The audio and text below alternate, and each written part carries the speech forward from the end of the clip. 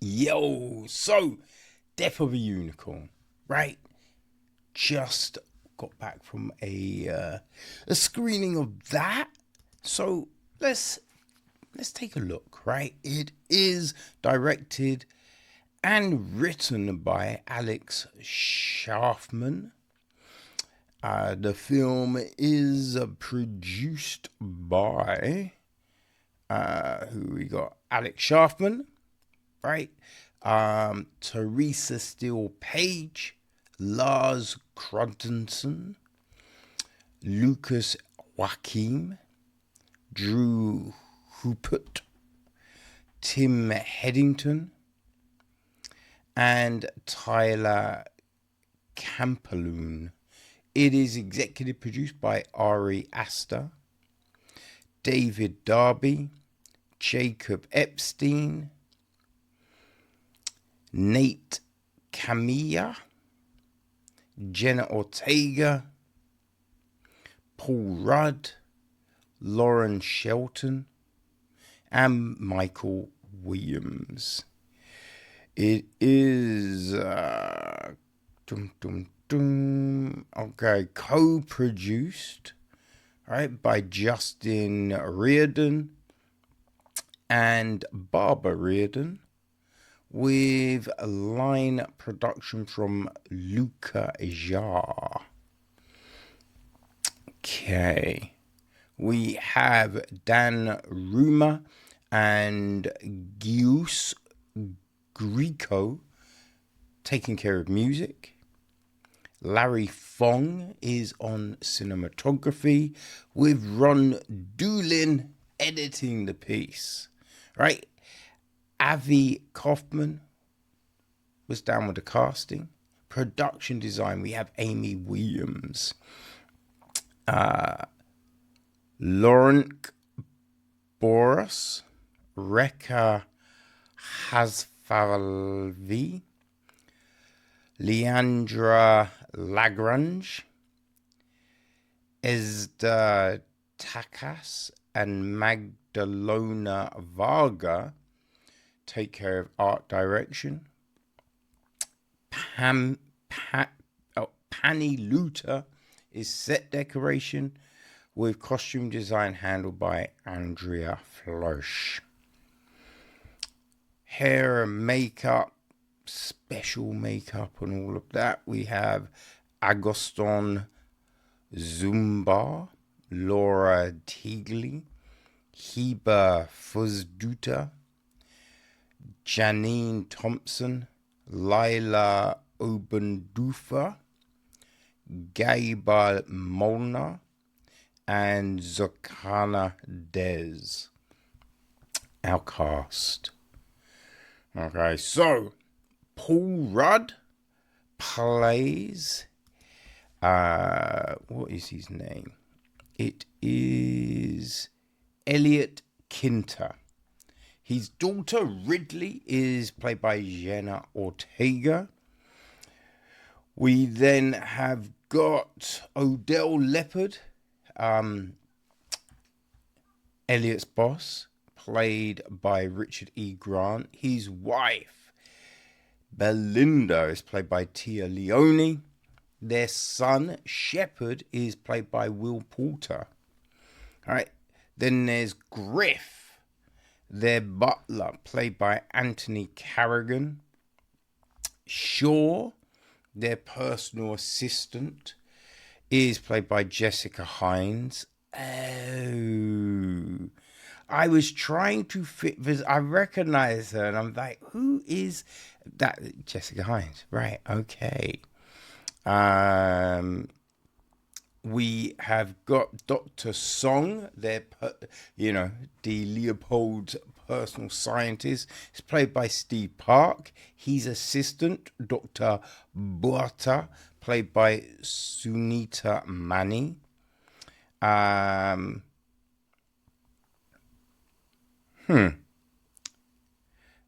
Catherine Erb is the Unicorn Tapestries narrator. Okie dokie. Is there anyone else? Um, yeah, I think that is. I mean, in the flashbacks, Ridley's mum and Elliot's wife is played by Denise Telagio.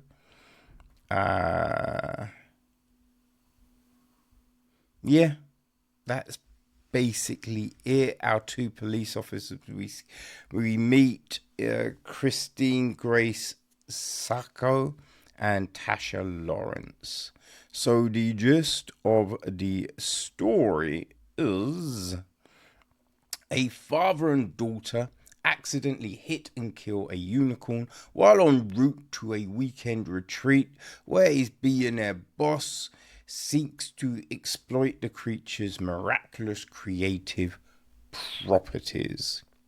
So, when you look at this film, the cast is incredible, right? This is a fantastic cast. And man, like some of the performances are really good. I mean, Richard E. Grant is always, like when he plays them roles, right, where he's like, a rich git, he really can nail that, and he does it here. You know, Tia Leone is great as his wife Belinda, and Will Poulter is fantastic as Shepherd. Just entitled, like likes to try and claim ideas as his own. You know what I mean? Doesn't want to lead, but wants to try and pretend he does. That kind of thing. They're all great, right? Jessica Hines and Anthony Carrigan as the help of and the facial expressions, like how could you ask me to, just those kind of, like, they kill it. They really do. All fantastic. Paul Rudd is, Paul Rudd, right? Like, he's not terrible. It's not the strongest performance we've seen from him, but he does, that Paul Rudd charm kind of thing throughout the film. Jenna Ortega, she's, it's kind of odd, right, with Ortega, because, she's 22, but she's always playing a younger role. And I don't know, you just don't. I think we've gone past that point of her playing a moody teenager. Like it'd be great to see her have, get more diverse roles. You know what I mean? That would be cool. Yeah, as I say, so the cast are great. The script, I don't know. Right? The script is a little bit baffling because this is Scharfman's feature directorial debut. You know what I mean? And it's like, he also, as I say, he also wrote it all, which is just, it's kind of a mixed bag, it feels. You know what I mean? It really does feel like a bit of a mixed bag, because we have this story about them, having this hit and run.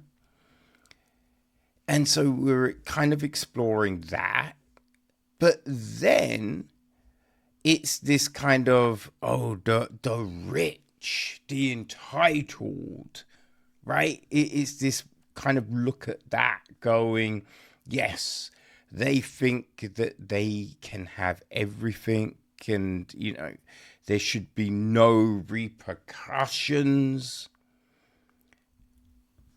So we have this story, which seems to get a bit fumbled, right? also you have, a father-daughter estrangement, with Elliot and Ridley, which again, because fine, you can do maybe say there's a rift in the family and all of this kind of thing, but then it goes nowhere. You know what I mean? Like they don't do anything with it, right? So it feels very odd. It feels very odd, and it feels like it's thrown out there because, it's the norm, right? It's something that we always see. So it's just like, what's the point here? Right? Then you've got these things of you have the rich, right? This rich family doing all of these things, kind of playing with Elliot on the fact of, all right, you want this job, right? So you've got to do what we want you to do. But then Elliot does some shitty things, but we have this weird ending. Like, how do we get to this point when we consider how the film starts? Because there hasn't really been anything to mitigate those acts, right? So it's a bit of a weird ending. You are kind of scratching your head like, what? Why? Why do we get here? I thought the unicorns were fun, especially this kind of metamorphism we see in them, right? This change and all of that, right? And I thought the unicorns were pretty decent. Obviously, they do look CGI, but yeah, there is a menace to them. So I thought that was all fine. But yeah, it's like we have this sci-fi fantasy element on top of this kind of weird drama. And it does feel kind of disjointed. It does feel a little disjointed. As I say, the messages of the film are just like, okay, so what are we saying here? Because even Ridley isn't likable. Ridley is irritating. So it's just like, okay, so why would these things be aligned to her? Why would we want her to succeed, right? When I kind of feel, right, out of everyone, you're with Griff. You know what I mean? Like, Griff is the person to ride with here. But yeah, it's a bit of a bizarre mishmash film, which, I don't know, once it finished, I did feel a bit like, okay, there was no happiness, no sadness. I'm just a little bit, kind of miffed, unsatisfied. But I don't know, it's just not, it just didn't really do anything for me emotionally, But maybe it does it for other people. I kind of feel that possibly if you've been a fan of, oh gosh, it's like some of these recent,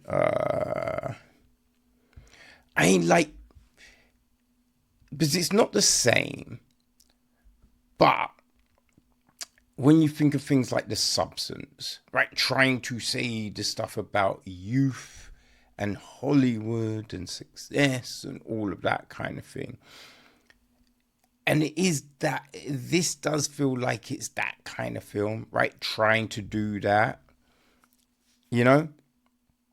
but not so much. You know? I think if you enjoyed maybe Companion, then this might work for you. Yeah, possibly like Heretic, you know? But yeah, with that weird fantasy element thrown in. I don't know. It's in cinemas, people. It's in cinemas right now. Um, I don't know really what else to say. It's just one of those films that just, I don't know. There's some decent kind of camera work when people are running away from the unicorns and all of that kind of thing. But that's kind of it, you know? That's kind of it. I think the unicorns are the things that steal the show here, right? So, yeah. Unicorn 1, Humans and Nil Poir. But Death of a Unicorn, it is out right now. If it piques your interest, you might want to go check it